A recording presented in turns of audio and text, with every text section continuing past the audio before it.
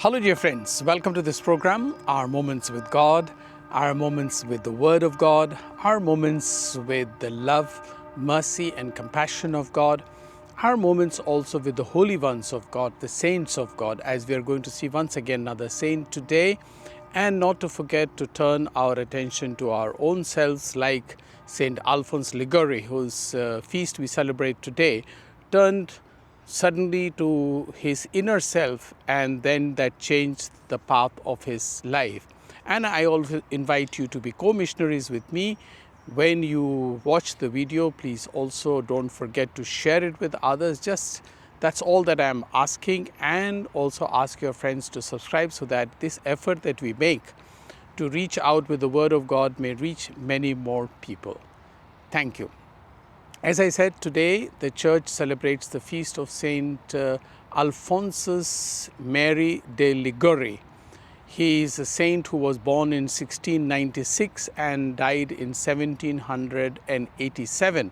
So he almost lived an age to be 91. So that's a very ripe age. But though he lived so long, actually the story is that when he was just 16 years old, very young boy, he already earned a doctorate for his studies in law.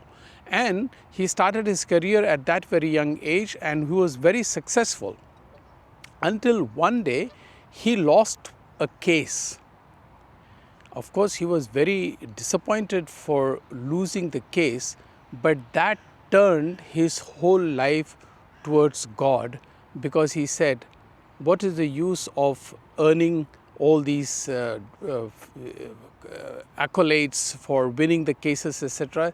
Just like yesterday we saw the case of St. Ignatius of Loyola, who was also a soldier and then who suddenly discovered this verse in the gospel, what does it profit a man if he wins the whole world and loses his soul? So this is something like that happened to Alphonsus Liguori. Even though while he was young, he was still a very pious person. Then he became a priest, and after becoming a priest for some time, he brought about reforms, etc. Then he founded an order of the Holy Redeemer, order of the Holy Redeemer for men, who are known generally now as Redemptorist priests, who are very famous for their preaching and are doing a lot of work. Another important thing about Saint Alphonsus Liguori is that he wrote a lot of books and was always busy with something or the other, teaching, writing books, etc. But his main work was focused on moral theology and the whole aspect of how to live a moral life, not just Christian life, but also moral life. And because of his work, he got his Doctor of the Church title already in 1871. And now I come to the Gospel. The Gospel is very interesting as well, where Jesus is going around doing good and teaching good things. And suddenly people are asking, who is this man? From where does he teach? From where did he get this wisdom? Is he not the son of the carpenter? Are his not brothers so and so? And they took offense at him. Do you understand? Do you see the logic there? They appreciated his wisdom.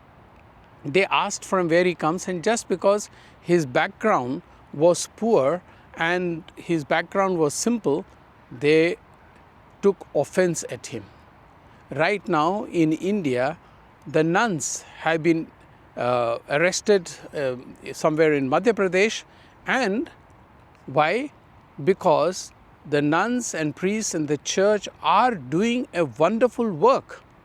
Not only intellectual work by running very wonderful schools and colleges, but hospitals, social work for the uplift of people, for their human rights and making them aware of their dignity.